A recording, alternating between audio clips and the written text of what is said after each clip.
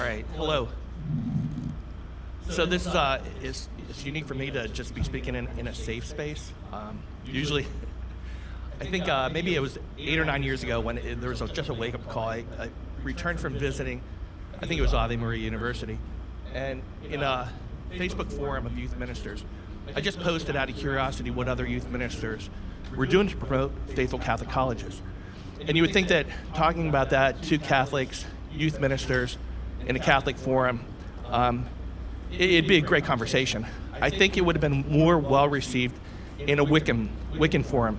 Like, there were like 15 youth ministers that just attacked me from every angle. Not one person supported the idea of promoting Catholic colleges. And we'll get into kind of some of the objections later, but just in brief, it was, well, you know, you're promoting a Catholic bubble. Are you telling me my school isn't good enough? It's not my job to tell them who to be friends with. It's not my job to tell them where to go to school. So my brother teaches theology at a local high school, St. Mary's Riken. And I really think of it as a handoff from high school to college, that there's still work to be done. You've spent all this time in elementary ed and secondary ed forming these students, and there's still 4 more years to go. Probably the most important 4 years. Well, who's going to finish the work? And the question is, as educators, do you have an obligation, or do you have some sort of role in helping students make that college decision? Or is it just something that they do on their own, your job's over, and you just say, you know, we'll see you down the road? So the handoff, I think, is really crucial. And there's everything at stake, because we already know that 80%, so many studies in the last few years, but about 80% of confirmed Catholics are leaving the church during high school and college to never, ever return. So we know that college choice makes a big difference in whether they're going to leave the church or whether they're going to stay in the church and embrace it and develop a relationship with Jesus Christ. College choice makes a big difference. So what is our role? And the question is, what would you do to save a soul? And I think most people, if you just had that conversation with friends, would you give an arm? Would you give a leg? There's so much that we would do, in theory, to save a soul. Would we recommend a Catholic college? Or would you say, that's not my job? You know, that's between a parent and a child. And what kind of baffles me is that high school coaches understand this better than youth ministers, teachers, pastors, priests don't even understand it. But high school coaches get it. They spend so much time promoting their students and their players to colleges, making phone calls, making the connections, writing letters, putting together game films.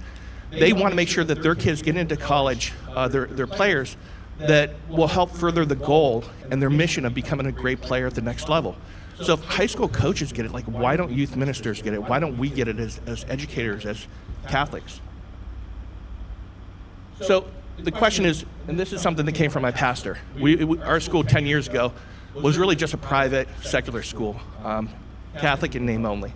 And he would joke about, if you went to one of the weekly meetings with the staff, if you just asked, like, what is the primary mission of a Catholic educator, starts with me, that not one teacher would get the answer right. And it's not education, it's evangelization. So we run schools as the church to evangelize through education. And I think, again, it's a safe space here, but a lot of teachers would balk at that, a lot of Catholic teachers. But it's also the same for hospitals, summer camps, nursing homes, homeless shelters. We're doing all of this as an opportunity to evangelize, because it brings people into our orbit that we have a chance to then bring to Christ and share our relationship with Christ with. So as an educator, how do you measure success? If you have a straight A student that, you know, you've taught math and they're great at it, but they go to hell, do those A's even matter? You know? Likewise, if you have a student that is horrible at math, but you introduce to Christ, and they now have a beautiful relationship with Jesus Christ, they end up in heaven, then you did an amazing job as an educator, because you can get into heaven without knowing math. So the question becomes, after 18 years of education and formation, who's going to finish the job? Who's going to take over for the last 4 years? And it is all about the handoff. So the last 4 years are probably the most important 4 years of the first 22 years of life. So we want to make sure that the educators that we're going to entrust our students to are worthy of the task and the honor. So some of the common objections that we talked about. Are you telling me that my school isn't good enough?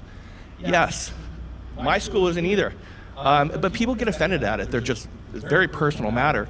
But if it's not on the Newman Guide, then yeah, it's not good enough. We can rank schools, and U.S. News and World Reports does it, on how well they transmit knowledge. And a secular person would not think of sending their student to Salisbury University if they had an opportunity to go to Harvard, right? So as a Catholic, we can actually evaluate schools on how well they transmit the faith. So why would we send our students to a Salisbury when they can go to a Franciscan or an Ave Maria? If we can send them to a school that will really give them that same degree, that same education, but also form them and develop a relationship with Jesus Christ, why wouldn't we choose that? And then this is something the Cardinal Newman Society discusses is, are we going to sacrifice something by going to a Catholic college?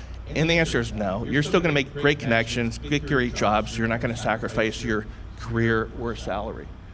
And then the Catholic bubble, which is many of these arguments from the youth ministers were the same ones that my brother and I, that we get from 16-year-olds, which was really disheartening. But we all live in a bubble of some sort, everybody. Atheists live in a bubble. We like to be around people who are like ourselves. So yeah, students at 18, they're not ready to leave home and just go out into the world. There's still more formation. We recognize it because they're going to college. They need 4 more years of math, right? Of science, of literature. Well, why do we think they're perfectly formed in theology? So they need more time before they're set loose on the world. It's like, somebody applying to be a lifeguard before they know how to swim. So we want to give them this opportunity for success. So if these are your 2 choices between 2 colleges, then College A just, it's a clear winner.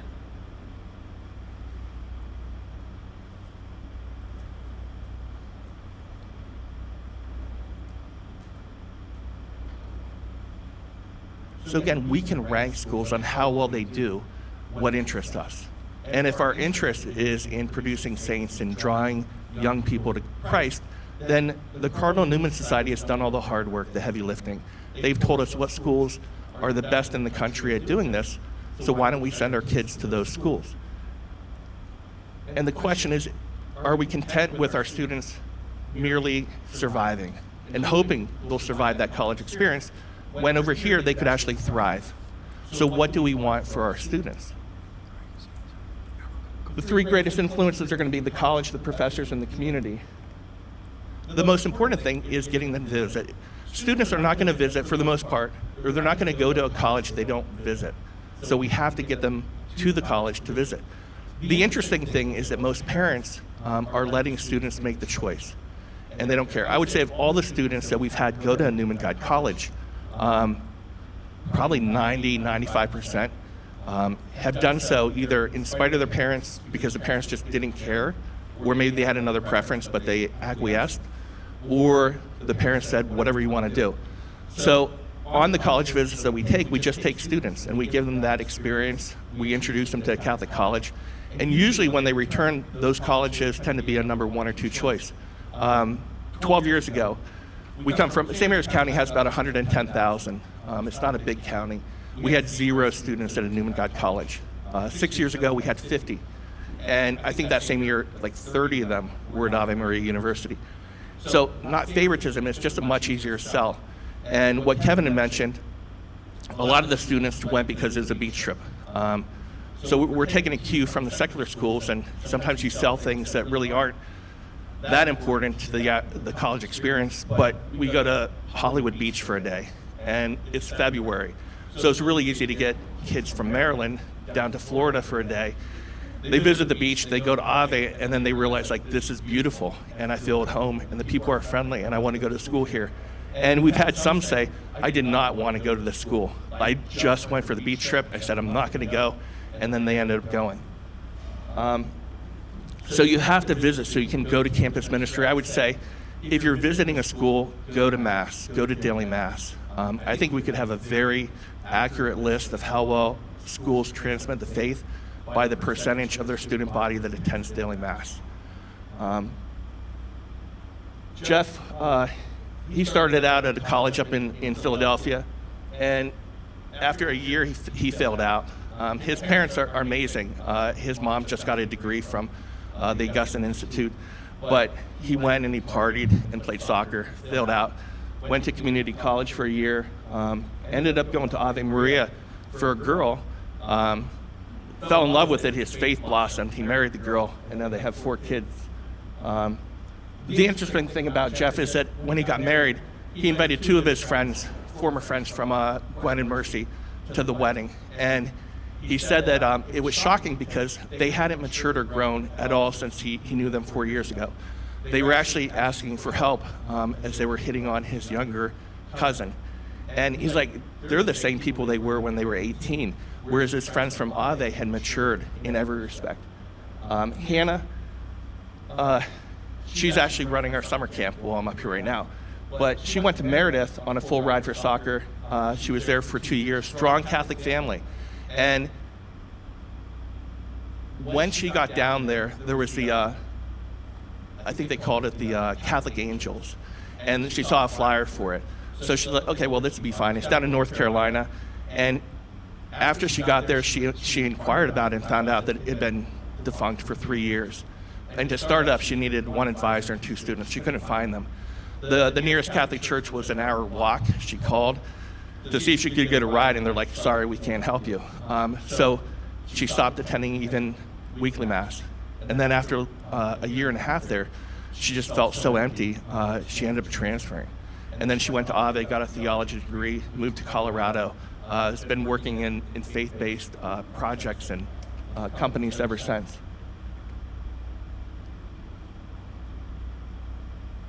Okay, so there is the alternative. We hear a lot about secular schools that have a strong campus ministry. And there's a place for that, but you have to understand that your faith is compartmentalized at a school like that. And it's limited to maybe Wednesdays and maybe 2 hours on a Saturday. We had 2 students, Liz and Patrick, within a week of each other. They said the same thing. And they said, we have found some great Catholic friends at our school, but they don't live on our dorm floor, and 90% of our time is spent on our dorm floor. So they were missing the Catholic community because it was compartmentalized. They didn't have any class. They didn't have it from their professors. It was here on Wednesday night and then here for a little bit on Saturday. Patrick ended up leaving. He was at a Jesuit school in New York, and he ended up moving to Franciscan, and he started thriving once he got there. But it's something to recognize, and some students will be the exception, and they'll do really well, but recognize it's the exception. As opposed to a Newman Guide school, where once you arrive, you're in this beautiful place for 4 years where your professors care about you. They care about your salvation and who you are as a person. Your friends see you more as just a person, but as somebody that can help them grow in holiness and that they want to help grow in holiness as well. Professors are a big part of the college experience. And if you pay attention to the news, it should really scare you who's teaching at some of these secular schools. There's a college just down the road from us, St. Mary's College. And we had a student who went down to visit, and he was given a tour by one of the professors of who titled the tour The 8 Wonders of St. Mary's College. And on the tour, they arrived at a tree that had shoes hanging from the tree. And the students asked, well, what's with all the shoes hanging from the tree? And the professor said, well, when you have your first sexual experience on campus, you throw a pair of shoes up in the tree. So this is who parents were paying to finish the formation of their child for the next 4 years, saying, here, please finish the job that I've started. He thought that was one of the 8 top selling points of the entire college. Mike and Emma. Emma visited Ave 7 times. She was sold on the first visit. She just went on every visit that she could after that. Mike actually was one of maybe 2 parents who made the decision to send his child to Newman Guide College. He said that, I'll pick your college, you choose your major. He said, I didn't spend 18 years forming you to have some professor in some school undo it in 4. The irony was 6 months later, there was a professor from, I think it was Georgetown, who said the exact same thing in reverse. And he said, we only have 4 years to undo the damage that parents have done in 18 years. So that is the mentality of a lot of secular professors, is that they want to form our children in their image without regard to family priorities, faith, or anything else. They just want to make their students just like them. Emma had she grew up going to public school, so her biggest thrill was like her first theology class in college and going to a place where she was surrounded by other Catholics, which she'd never experienced before. Mark Twain said, "Show me your friends, I'll show you your future." Holly Kaufman went to Ave, and she's now a counselor at St. Mary's Riken. She said that it was not what they had, but who they had. They had Christ, who permeated the center of campus life. Joe Stanalonis, one of my favorite stories because he visited Ave 3 times. He was a senior. His family was, they were a little lukewarm. His senior year, he didn't go to Mass for 6 months. He'd worked camp for several years. He was hanging on to the faith by a thread. His dad, who's a judge in the county, took him to visit 20 football schools. And then by February, he narrowed it down to 2 of those schools in Ave Maria. So we were visiting again, and I invited Joe to come visit. It might help him, figure out his decision. And his parents said, "No, we've sent you 3 times. We're not paying for another time." Joe didn't have the money, and we had some money from camp, and we're like, "Okay, well, God can afford it. We'll scholarship you, and we'll make it the best trip ever." So we were flying Spirit Airlines. We bought him first-class ticket on Spirit. We made sure that we had 2 football players down there, that they were going to give him the best trip ever, and they did. He returned. He said it's Ave. And thanks be to God, his dad allowed him to go. If I was a dad who spent the time taking my son to visit 20 schools, and he said, "I want to go to the one school that we didn't visit," I'd be like, "No, you're going to one of the 20. Well, his dad let him go after 2 years, and he went to Leonardtown, never had a theology class. I remember the conversation after maybe like the first semester. He was a biology major. His parents wanted him to become a doctor. And he said, "Hey, I think I'm going to talk to my parents about switching to theology." I said, "Joe, if you do that, we're both dead. Don't do it until you've actually taken one theology class." So he took a theology class, and then a year later he discerned into seminary, and now he's at Mount St. Mary's, 3 years away, God willing, from becoming a priest. And had he gone to a secular school, he'll be the first to tell you, he would have left the church within a week. He would never survive the first week at a secular school, and he would never have come back to the church. But it was Ave Maria and the community down there that drew him into the faith and eventually helped him discern his vocation to priesthood. It matters who our friends are, who we spend time with. Sean Vance, he went to Christendom College. One of our first retreats that we went to with our summer camp and our staff, I remember, we were all on the beach, and Sean was wandering around up at the campground up at Assateague, and he had like black pants on and jeans, and he had this like black heavy metal shirt on, and I thought, like, this is the guy who would shoot up a school. I'm like, he's so awkward, and how am I gonna like get people to be friends with him? Well, he went to Christendom, visited with us, and then his 2 big concerns were dress code and a lack of internet in the dorms. By the time he was a senior, he was advocating when the school was deciding whether they were going to maintain that or not. He was saying, "You have to. This is the best thing about the school." He's now married with a child. His brother's a priest, and his sister works for Heritage. Maddie spent a year at Christopher Newport playing lacrosse, and she said like it was so lonely. There was only one other guy who on the entire campus in sports who was a Christian. And they would travel for sports. They'd play on Easter Sunday. They'd play on weekends. You couldn't go to Mass. She transferred to Ave, and whenever they went to, they had tournaments on weekends or they traveled, the coach always made sure the team went to Mass together. They would pray together. She actually felt a community at Ave that she never had at Christopher Newport. Those students, I think, are the most powerful because they have this comparison contrast. And they can tell you what it was like at a secular school and then tell you like how different it is at a Newman Guide school. Aaron Vance went to UD.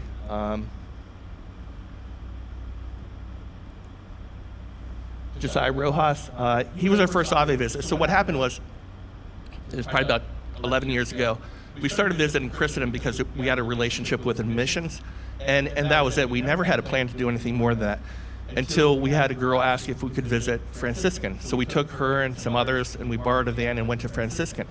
And then maybe a year later, Josiah wanted to play football, and the new coach down at Ave was from the area.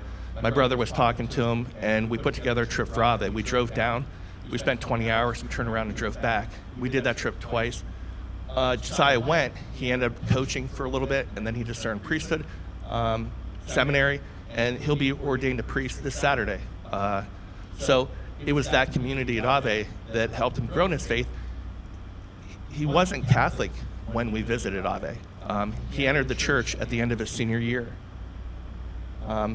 Carson, another one who went to Newman Guide College, and just said that they all talk about the same thing, is the community. And I think every college student will say, I love my school. The difference is Newman Guide students are recruiting for their school. Well, if you really love your school, wouldn't you recruit people to come to your school? I don't see that with the secular schools, but you see it with Newman Guide schools. The students saying, you have to come to my school. It's amazing. I want you to share in the same experience that I have. If you look at the saints and how educators form them, Bartolo Longo is one of my favorites. It was a teacher who led him to sainthoodism and to becoming a satanic priest. It was another teacher that led him to sainthood.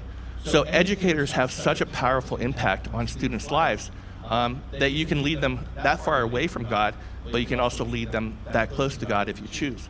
We do have a role and an obligation to help them with that. Then you have three saints who were college roommates together. So friends make a big difference. She had a horrible experience at Flagler. Her roommates had lesbian experiences. They were doing drugs. They'd wake her up in the middle of the night to take her to the emergency room because they fell into an oyster bed. After like 3 weeks, she had enough. They transferred into another room with a depressed goth girl, and after a week of that, she just left. She went to Franciscan, had an amazing experience, met her husband, and he's now working for the church. She's having just an amazing life. So you don't have to give up the experience when you go to Catholic college. You'll have the same experience, and it will help form you, that community, help you discern your vocation when you're in an environment like that. Too many people think that if I go, I'm going to give up this great experience. My brother always says, what's that experience? It's drugs, alcohol, and promiscuity. So if you're willing to give that up, then yeah, you can go to a faithful Catholic college and have an amazing experience that will impact the rest of your life. So we do have an obligation as educators to help our students find a college that will form their minds, strengthen their faith, and draw them closer to God. So thank you.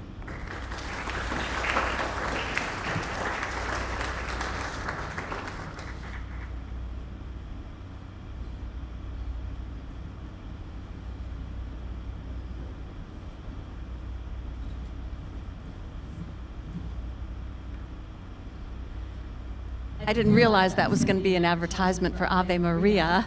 Yes, yes, that's where I live. And I work right across the street from the university.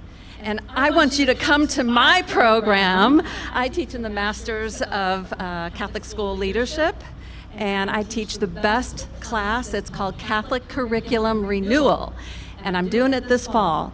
So I don't know if there's any room left, but it's for educators who have discerned the principalship, and it's a 2-year program.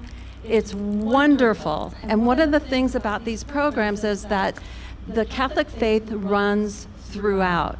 And my course, I didn't think I was going to talk about this, but my course is really to help you as an educator look at your school, look at your curriculum, look at what you do on a daily basis and say, can I do more? Because right now you all are doing great work, but we're always like, how can I be better? What can I do? What do these other schools do?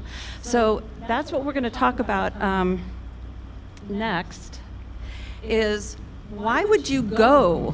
Why would Rich take all this time? He's told you a little bit about why, because it's creating saints. And our intellect is not formed when they're 17 and 18 years old and they walk out your high school door. And I was a high school principal for 10 years at Our Lady of Grace in Texas, and then 2 more years at Donohue Academy in Ave Maria. And I was just like, these kids are not formed. If I could hold on to them for 2 more years, I just want 2 more years. And then they could be better formed. It's not until they're 24, 25, until they've graduated that their intellectual capabilities are all honed in. You know, the executive function at the frontal lobes are not fully there. So it's vital that we as high school principals or principals of K-8 schools start looking for that pipeline to say, I've formed them, their parents have formed them. I'm not going to let schools that are not my brand. I had a wonderful classical scholastic school. I wanted the Ave schools to come in. I wanted the Newman Guide schools to come in so that my students can continue that formation that I had done with them. So what is it? What is it about these schools that are so different? So if you're looking at them and you've got kind of a quasi, maybe Catholic school, and I won't name them, there's a couple, and they want to come into your campus, on your campus, to visit with your students. And it's like, well, what do I look for? What is it that I should kind of do? You know, I can look at their website, look at some things, but I want to relate to you what I look for, what we look for at Cardinal Newman in a Catholic college to be recommended. And the first thing really is that website. Do they have a thorough Catholic presence? Some of them do not. And we've worked with these institutions to say, hey, your footprint is not good. You know, you really need to, if you're thoroughly Catholic, we've got to work on this a little bit. The traditions, the sacraments, the culture, is there daily mass? Is that community being built up around your student? They're only in those classes a third of the time, perhaps, that they're living on that campus. And that other 2/3 is what's forming them. So do we have that? Is that presence easily available? The sacrament of reconciliation, is it available for your students? Or do they have to go someplace far, far away, you know, to get that opportunity of the sacrament of the grace? Student clubs, are they virtue forming? We do look at them very closely and ensure that there's nothing in there that perhaps can lead students astray. We look at the governing documents. We look for, does the president take the oath to the magisterium? Do the professors on campus, do they take the public mandatum? Do they have that from their bishop? And do we know who it is? Do they all publicly, does the institution give us that information easily on their website or in their handbooks or something? We look at the percentage of Catholic faculty in the institution as a whole. Ex Corde says it should be a majority, but we're looking for more than a majority. We really want to see that there's a thorough Catholic presence, and those faculty who are influencing your students, that they're actually models and witnesses to the faith. We want to see them attending daily Mass. We want to see them talking organically about their experiences with your student. You can't bring into class what you don't have yourself. So it's really, really important that you try to figure out how many of those teachers or faculty are actually Catholic on that campus. Do they have a mandatory core? This is what you all do. You have the Western Catholic intellectual tradition. We're working with the institutions to ensure that they have at least 6 credits of philosophy, 9 credits of theology as part of that core, and you need to look at that too when you're bringing these colleges into your campus. Are they strong in that? And does St. Thomas and the Dominican have a substantial presence? Is there the Catholic faith integrated, or are these courses siloed? In colleges, that's the whole point, is every professor has its own, his or her own specialty. But is there that crossover? Can they have those conversations, and can they have those meetings, and can the students see that and understand that their discipline is not the be-all, end-all? Because we're looking for the integration of knowledge. Pornography on campus. I think our student life group is actually going to be working, I hope they will.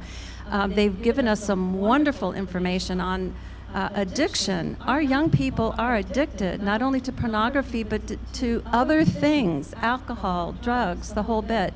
Does this college care enough about the human person that there's something that they have in place, either a preventative in place or a crisis intervention, something. And of course, we look and we review with content experts the theology curriculum. I'm pretty good, but I'm not that good. I can kind of get a good feel of what's happening in a course, but we ask for every theology syllabus, and we look at those. And then if there's questions, we call in the content experts, and we say, look at this. We call in content experts on nursing, on business, on law, on things that we, within our institution, the Cardinal Newman Society, do not have expertise for. But we've got expertise out there at all the colleges who can come in and help us with this.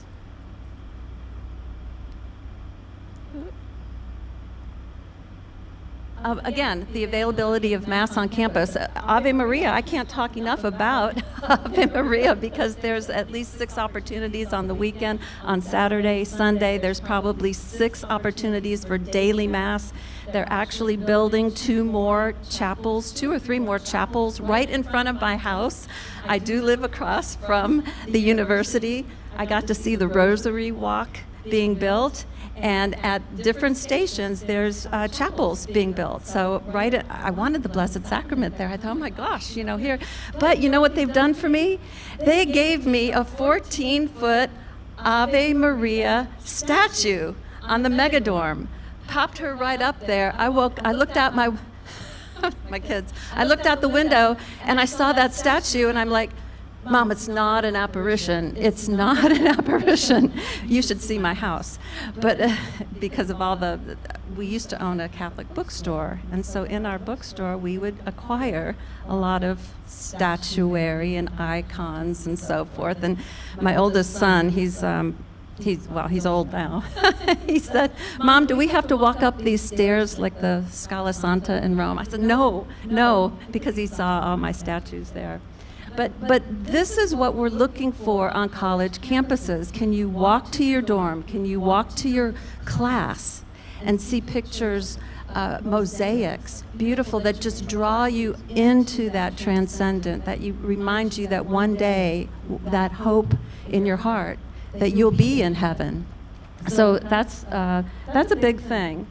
Adoration available, we have an adoration chapel. Most of the institutions do. So we look at all of these things, Christian symbols, liturgical calendar, and then we look at the policy standards. So the big one is, it's on the next page, but admissions, speakers, awards, facility use, elimination of pornography. Do you have filters in place?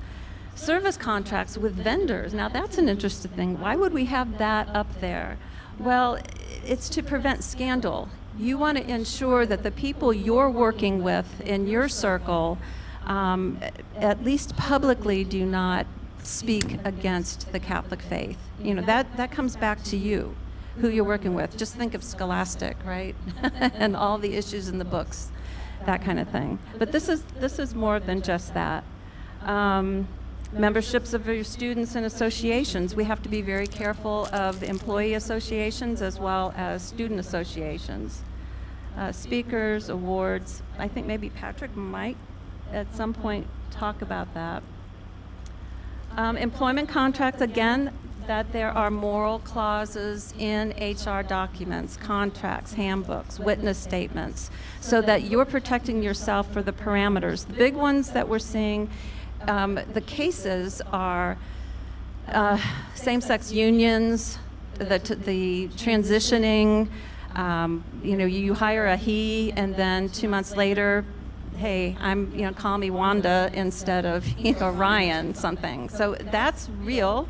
And so we're putting in those preventatives. We even have a financial investment policy so that if you have an endowment, which, hey, I had a small Catholic school and I did have a small endowment, and I ensured that my funds were with a fund, Ave Maria Fund, mutual fund, that actually does that social responsible screening.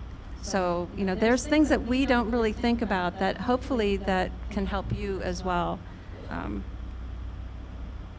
And then we do have Newman Guide jobs on our website as Newman Guide schools. As NAPSA schools, can they do that too? Maybe we can get them to do that.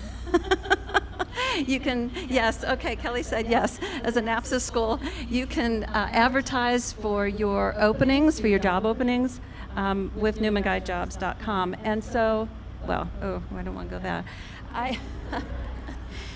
There's a handout here, right? So I wanted to give you some really good, helpful information, I hope. So I went through all of our Newman Guide colleges and pulled out the departments of education and their department leads.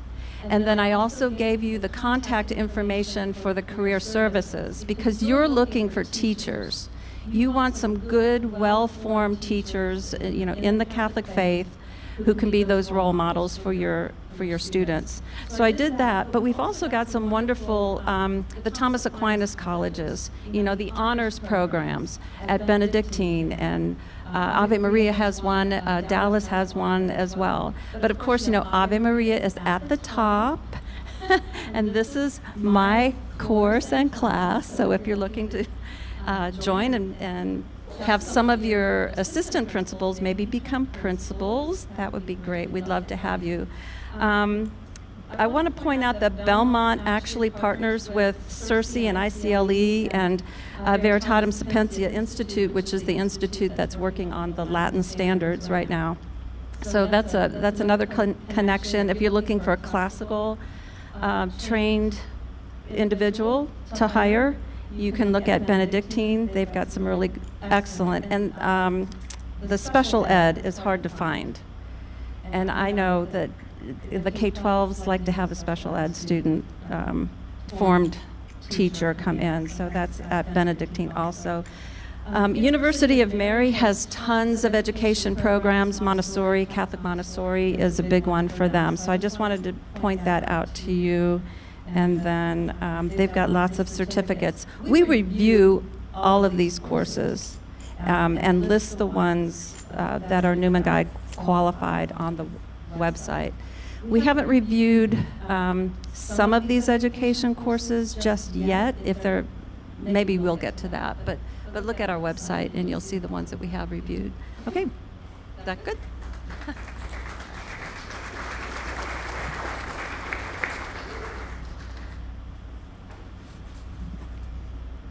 Okay, we're gonna go right into our breakout, okay?